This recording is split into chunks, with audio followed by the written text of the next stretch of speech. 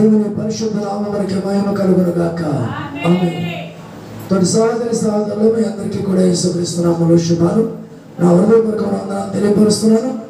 అలాగే పోయిన వారంలో పద్ధతి అంటే ఎలా పద్ధతిగా నడవాలి, పద్ధతిగా నడిస్తే మనకు కృప సమాధానం ఎలా వస్తాయి అనేది ఆ మొదటి పార్ట్ని మాట్లాడడం జరిగింది. ఇప్పుడు రెండో పార్ట్గా మరి ఈ పద్ధతి చెప్పిన ప్రయాణము.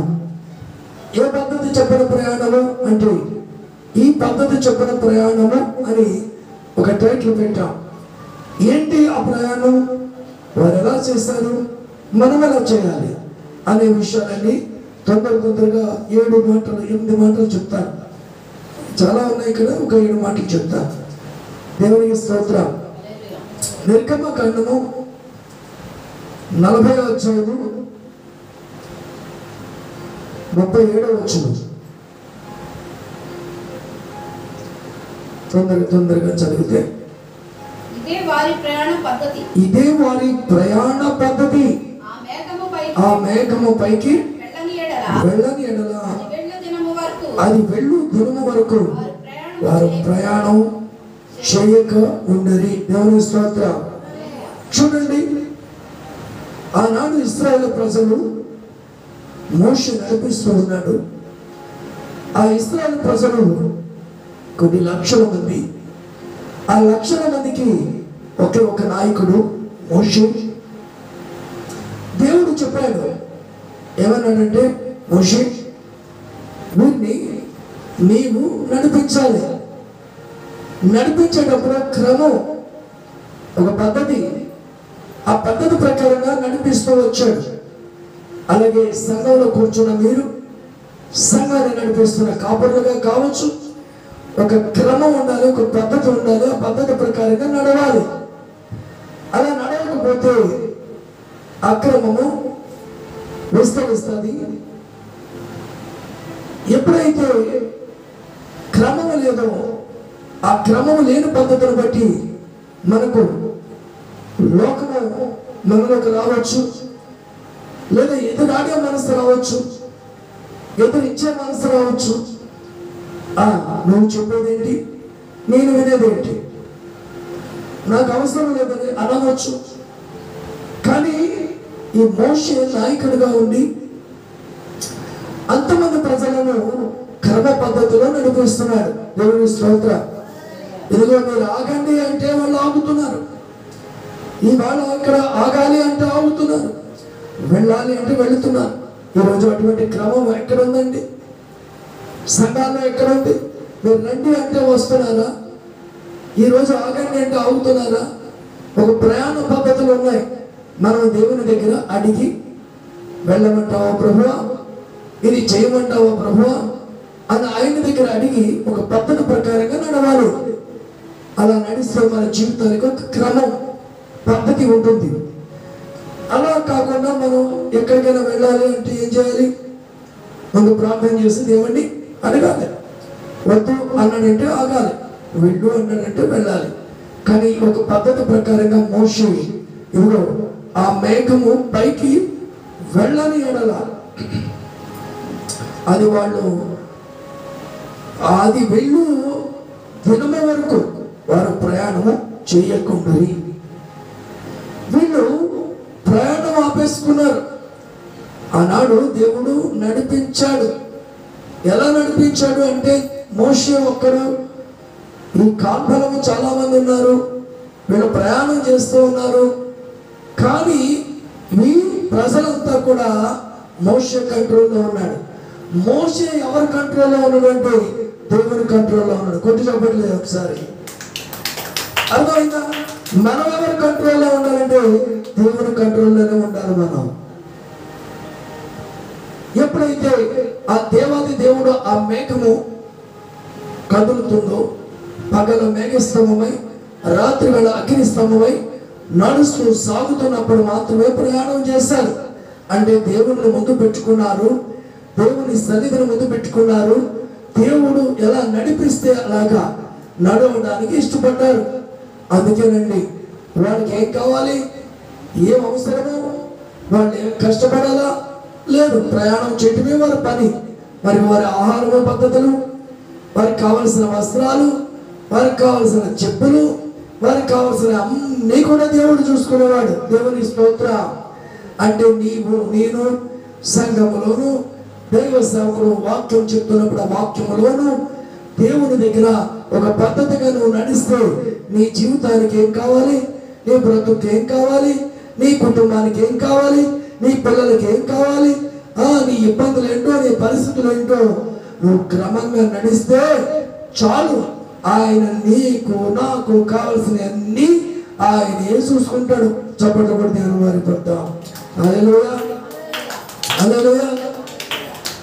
ఇప్పుడు 36వ వచనం చదువుమా. మేఘము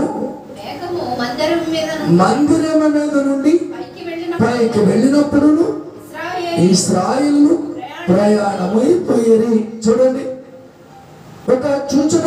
దేవుడు ఆ మేఘము వెళ్ళినప్పుడల్లా ఇశ్రాయేలు ప్రయాణం చేసేవారు. ఆ మేఘం ఆగినప్పుడల్లా ప్రయాణము ఆపివేసేవారు. మరి ఆగిపోయిన వాళ్ళకి ఏం చేసేవాడు దేవుడు అంటే అన్నీ చేసేవాడు. వీళ్ళ పని ఏంటి? వీళ్ళ పని ఏంటంటే స్తుతించడము, ఆరాధించడము, నడవడము లేదా ఆగడము, మాట వినడము, మాటకు లోబడటము, వినయము కలిగి ఉండడము.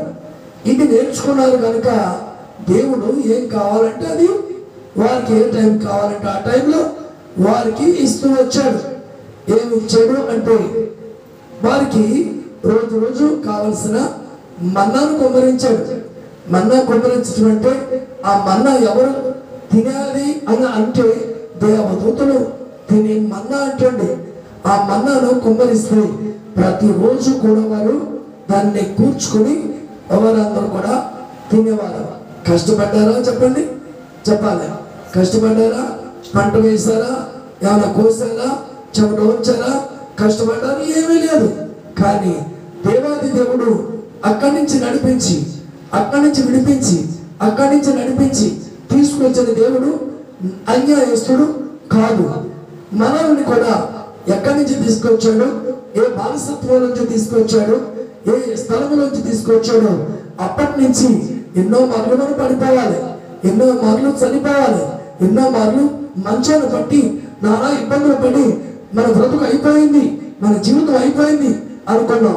చాలా మంది మాటలు అన్నప్పుడు కూడా మన బ్రతుకు చాలించేద్దాం, ఎందుకునే మన మీద దాడులు చేసినప్పుడు కూడా చాలించేద్దాం, తిరగబడుతున్నప్పుడు చాలించేద్దాం, ఈ బ్రతుకు ఎందుకు అనుకున్నప్పుడు కూడా దేవుడు నిన్ను తీసుకొచ్చాడు కాబట్టి ఆయన నిన్ను ఇప్పటి వరకు సజీవంగా ఉంచాడు.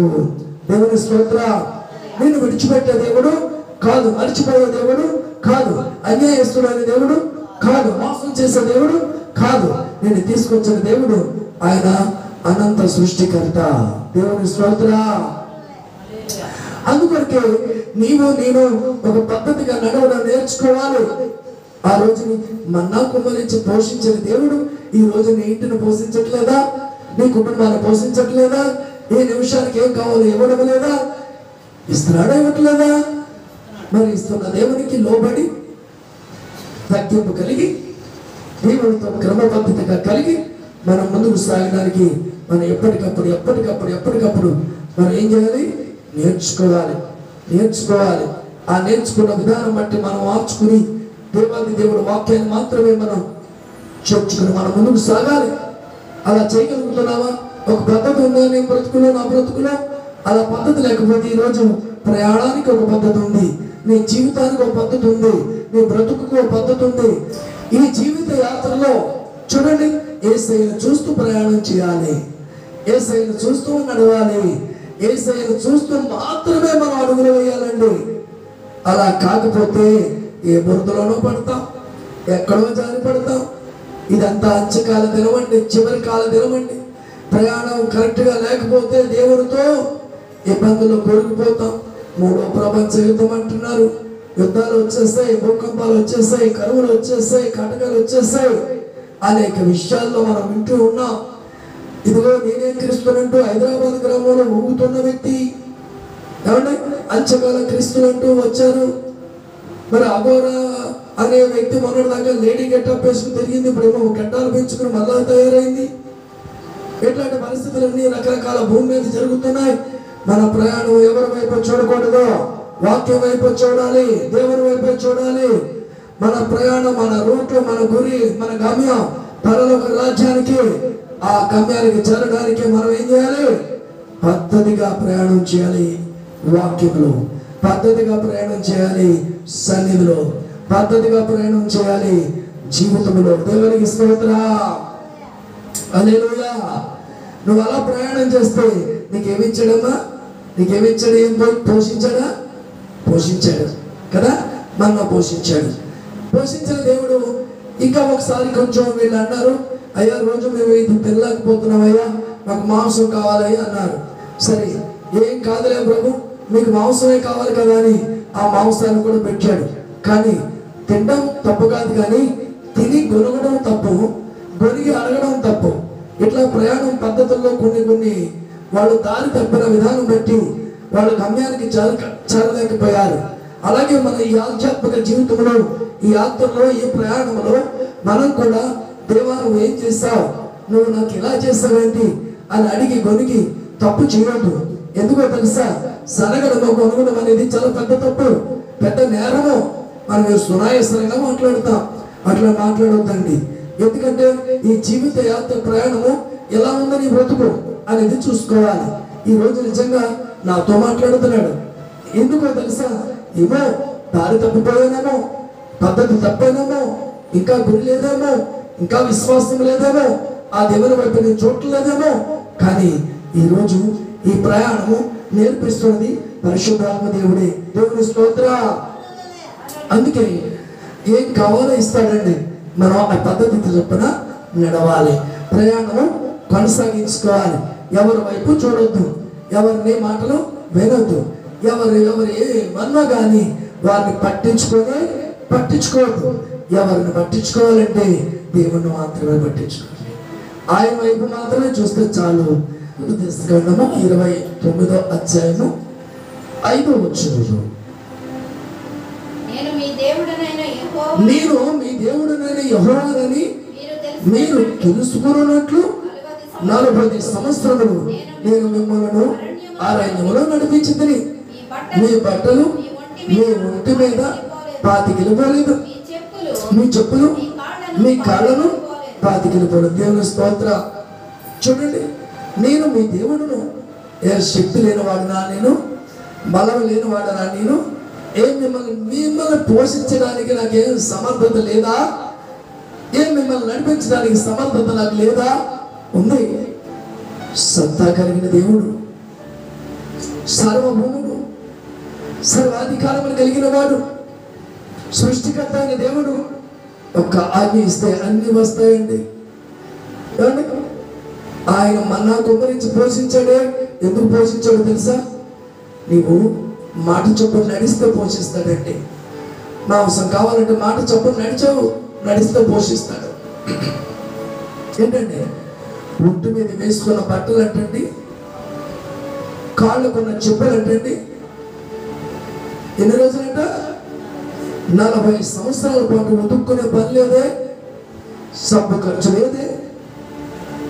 ఏమని ఎలా ఇది అసాధ్యం? మనకైతే అసాధ్యం, దేవునికి సాధ్యమై 40 సంవత్సరాల పాటు ఈ చొక్కాలు ఏమైపోయినాయి? మాసిపోలేదు, పాతికిల్లిపోలేదు, చిరిగిపోలేదు. చెప్పులు అంటే 40 సంవత్సరాలు నడుస్తూ ఉంటే అరిగిపోలేదు.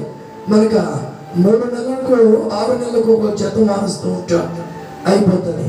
ఒక 3 రోజులు ఈ రొట్టె మీద బట్టలు వేసుకుంటే ఆ 4వ రోజుకి దుర్వాసనలు వస్తాయి. కానీ ఆయనతో నడుస్తున్నప్పుడు నీ అంతరాత్మ పరిస్థితి అంత బాగుంటుంది. ఎందుకో తెలుసా? వస్త్రాలు అన్నదానికి నీ హృదయమైన వస్త్రాలు బాగుండాలి. నీ హృదయమైన వస్త్రాలు బాగుంటే, ఆయనతో ఉంటే ఖచ్చితంగా నీ హృదయం బాగుంటుంది. కాబట్టి ఆ 40 సంవత్సరాలు వారు నడిపించినట్లుగా మనల్ని నడిపిస్తాడు. చెప్పులు సమాధానమైన జోడికి సాదృశ్యంగా ఉంది. సమాధానం కలిగి మనం నడిస్తే 40 సంవత్సరాలు ఏంటండి, ఎన్ని సంవత్సరాలైనా నడిపించగలడు. మనం నిలబడితే చాలండి. ఏంటి మరి నిలబడితే చాలు. ఏలియా నిలబడ్డాడు. నిలబడిన తర్వాత ఇదిగో ఆ వాగు దగ్గరికి వెళ్ళి అన్నాడు, మాట విన్నాడు. వాగు దగ్గరికి వెళ్ళాడు. ఆ వాగులో నీళ్లు ఉన్నాయి. ఏంటి, ఊరిలో కరువు ఉంది, వాగులో నీళ్లు ఉన్నాయి. తినడానికి భోజనం ఎక్కడి నుంచి వస్తుందో ప్రభువా, ఏం చేస్తావు అనే ప్రశ్న వేసాడా, జవాబు వేసాడా? ఏమీ లేదు. డాడీ చెప్పాడు, ప్రయాణం అయ్యాడు. ఒక పద్ధతి. ఎంతమందికి అర్థమవుతుంది ఈ వాక్యం? చెప్పలే, ఎంతమందికి అర్థమవుతుంది? అక్కడ మాట తీసుకున్నాడు, పద్ధతి ప్రకారంగా నువ్వు నడు అంటే ఆ నడక చప్పున వెళ్ళాడు. వెళ్ళిన తర్వాత వెళ్ళాక విడిచిపెట్టాడా? వెళ్ళాక మర్చిపోయాడా? ఎలాగోలాగా వెళ్తాడులే, ఎలాగో పోతాడులే అని అనుకున్నాడా? అలాంటి వాడు కాదండి మన దేవుడు. ఈ గొప్ప వ్యక్తిని విడిచిపెట్టాడండి. తన బిడ్డలు అనేటువంటి వారిని ఎవరిని విడిచిపెట్టాడు. కాకులకి ఆజ్ఞ ఇచ్చి వెళ్ళండి, వీళ్ళకు ఆహారం పెట్టిందంటే పట్టుకెళ్ళి పెట్టి పోషించేయండి. నిలబడితే చాలు, పద్ధతి ప్రకారంగా నిలబడి ప్రయాణం చేస్తే చాలు. ఆయనలో నీ జీవితం మారిపోద్ది. దేవుని స్తోత్ర. నీ బ్రతుకు మారిపోద్ది. దేవుని స్తోత్ర. నీ స్థితిగతులు మారిపోతాయి. నీ పద్ధతి ఏదో తప్పింది, నీ బ్రతుకేదో తప్పింది, నీ మాటలు ఏదో తప్పాయి, నీ జీవితంలో ఏదో తప్పింది. అందుకే ఇన్ని నష్టాలు కొని తెచ్చుకుంటున్నావు కాదంటారా? ఎక్కడో అది సరి చేసుకోవాల్సిన విషయం ఉంది. ఆ సరి చేసుకొని నిలబడాలి. చూడండి, యోనా నువ్వు వెళ్ళవలసిన స్థలానికి వెళ్ళంటే పద్ధతి తప్పాడు, ప్రయాణం తప్పింది, రూట్ తప్పింది, బోధ తప్పింది, బ్రతుకు ఎందుకు ఇది, అక్కడికి వెళ్ళను, నాకు అవసరం లేదనుకొని వ్యతిరేకంగా తయారై వెళ్ళకూడని చోటుకి వెళితే దేవుని చెప్పిన మాట ప్రకారంగా తప్పిపోతే దేవుడే ఊరుకోడు. అలజడి రేపాడు, తుఫాను రేపాడు. ఎలాగైనా సరే తన దాసుని పంపించి ఆ ఊరు పట్టణాన్ని గ్రామాన్ని కాపాడాలని అనుకున్నాడు. అనుకున్న తర్వాత సముద్రంలో పడేస్తే పోతే పోతాడులే, ఏంటి, మునిగిపోతాడులే, చచ్చిపోతాడులే అని అనుకున్నాడా? కానీ ప్రయాణం పద్ధతి తప్పిన పద్ధతులు పెట్టడానికి కొన్ని తుఫాన్లు రగులుతాయి. మళ్ళా ఏం తుఫాన్లు అయ్యే? శ్రమలనే తుఫాన్లు, అప్పులనే తుఫాన్లు, వ్యాధులనే తుఫాన్లు, సమస్యలనే తుఫాన్లు రేగుతాయి. ఎందుకో తెలుసా? నువ్వు రూట్లోకి రావడానికి, మంచి ప్రయాణం చేయడానికి, దేవుని కట్టబడడానికి, నిజాయితీగా జీవించడానికి, ఓర్పు కలిగి జీవించడానికి, ఇవన్నీ ఒక పద్ధతిలో పెట్టడానికి ఏ తుఫాన్లు మన మీద వస్తాయి. వచ్చినప్పటికీ కూడా దేవుడు అన్యాయస్తుడు మాత్రం కాదు, విడిచిపెట్టే దేవుడు కాదు, నిన్ను చంపే దేవుడు కాదు. చాప అంటే చాప 3 రోజులు ఉపవాసం ఉండాలన్నాడు. అయ్యో చెప్పిన మాట వెళ్ళలేదు. నిన్ను 3 రోజులు ఏం తినగో, ప్రయాణం చేయి, నిన్ను పట్టణానికి తీసుకుపో, అక్కడికి ఎక్కి అంటే అలాగే డాడీ అన్నది. ఎలా ఉంది? అలాగే డాడీ. మాటకు లోబడితే బాగుంటుంది. అదే చేత నేను అన్నందరూ కూడా 3 రోజులు ఉండలేదు. నేనేం ప్రయాణం చేయాలి, అక్కడికి భోజనం చేయకుండా ఎలా ఈతగలను, నేను ఎలా వెళ్ళగలను అని ఏమైనా ఎదురాడిందా? అలా ఎదురాడితే ఏమవుతుంది? కూరైపోద్ది. దేవుని స్తోత్రం. ఏంటి ఏమైపోద్ది? కూరైపోద్ది. మామూలుగా ఉంది. కానీ అది మాత్రం ఏమాత్రం నో చెప్పలా. Yes daddy, okay daddy, Roshi నీ ఇష్టం. ఆకలి తెచ్చేవాడు నువ్వేగా, ప్రయాణానికి కావాల్సిన శక్తి ఇచ్చింది నువ్వేగా అనుకున్నది. ఓకే అన్నది, మింగింది, తీసుకెళ్ళింది. అస్తవ్యస్తమైన ప్రయాణం అంతా కాస్త లైన్లో పెట్టాడా? ఇన్ని తిప్పలు ఎందుకు, ఇన్ని ఇబ్బందులు ఎందుకు? ముందు మాట ఉండొచ్చుగా, క్రమంగా రావచ్చుగా, క్రమంగా ఉండొచ్చుగా, క్రమంగా దేవుని ఆరాధించుకోవచ్చు కదా. ఒక పద్ధతి ప్రకారంగా మనం ఉండొచ్చుగా, ఒక పద్ధతి ప్రకారంగా ప్రయాణం దేవుళ్ళు చేయొచ్చుగా. ఎన్ని లేవండి, ఎన్ని లేవు. అందుకొరికి ఎక్కడో తప్పాము దారి అందుకే దేవుడు అంటున్నాడు, పద్ధతి తెచ్చుకుని బ్రతుకు, పద్ధతి తెచ్చుకుని జీవించు. పద్ధతి లేకపోతే పడిపోవడం, ప్రయాణం రాంగ్ అయిపోతుంది. రాంగ్ రూట్లో వెళ్ళేవాడికి ఏమవుతుంది? మనం ఎప్పుడో ప్రయాణం చేసేటప్పుడు మనం కుడి చేతి వైపు వెళ్ళాలా, ఎడం చేతి వైపు వెళ్ళాలా? వెళ్ళేటప్పుడు ఎడం చేతి వైపు వెళ్ళాలా, వచ్చేటప్పుడు కూడా ఎడం చేతి వైపే. మనం ఎప్పుడైనా ఎడం చేతి వైపు వెళ్ళాలి అన్నా, ఎప్పుడైనా ఎడం చేతి వైపే వెళ్ళాలి. ఎక్కడ వచ్చాం? వెళ్ళేటప్పుడు ఎడం చేయ, వచ్చినప్పుడు కూడా మనం తిరిగితే ఎడం చేయ వైపే రావాలి కదా. అలా కాదు, కానీ నేను కుడివైపునే వెళ్తాను, కళ్ళు మూసుకునే వెళ్తాను, ఎక్కడక్కడ కాలం చెయ్య వెళ్ళిపోతాయి. ఇప్పుడు ఇది కూడా అంతే, దేవుని వాక్యంలోనే అంతే, దేవుని ప్రార్థనలోనే అంతే, దేవుని మందిరంలోనే అంతే. మాటలు వెనకపోతే ఎక్కడో అక్కడ మూతో ముక్కు మోకాళ్ళు చెప్పులు మోచేతులు మొత్తం మీద పగలు కొడతాడు, లైన్లో పెడతాడు. అందుకే ప్రయాణం పద్ధతి జాగ్రత్త. ఈ ఆత్మీయ ప్రయాణంలో జాగ్రత్త. ఈ ఆత్మీయ ప్రయాణంలో చాలా చాలా చాలా చాలా జాగ్రత్త పడాలి. చివరి దినాల్లో ఉన్నాం, దుర్దినాల్లో ఉన్నాం, అపాయకరమైన దినాల్లో ఉన్నాం, చెడ్డ దినాల్లో ఉన్నాం. ఏ నిమిషం ఎక్కడ ఎవరు ఊడిపోతాడో తెలియదు, ఎక్కడ ఏ దుర్వార్త వింటామో తెలియదు. అందుకే నేను పాటలో రాసుకున్నాను, పాటలో చరణాలు. నిన్న కనబడతావు, రేపు నీవు ఉండవు, ఆవిరి వంటి జీవితం నీ చేతుల్లో లేదులే. రక్షణ పొందుకో, నరకం తప్పించుకో, యేసుని పట్టుకో, పరలోకం చేరుకో. నేడు రేపు అన్నావా, సమయం లేదురా. అందులో రాసుకున్నాను, ఎన్ని రాశాను. చాలా మంది చూస్తున్నాం కదా, ఈ ప్రయాణం పద్ధతి తప్పితే యాక్సిడెంట్లు అవుతున్నాయా? ఇంట్లో కూడా భార్య భర్త ప్రయాణాలు తప్పి రాంగ్ రూట్లోకి వెళ్ళి జీవితాలు కోల్పోతున్నాయా?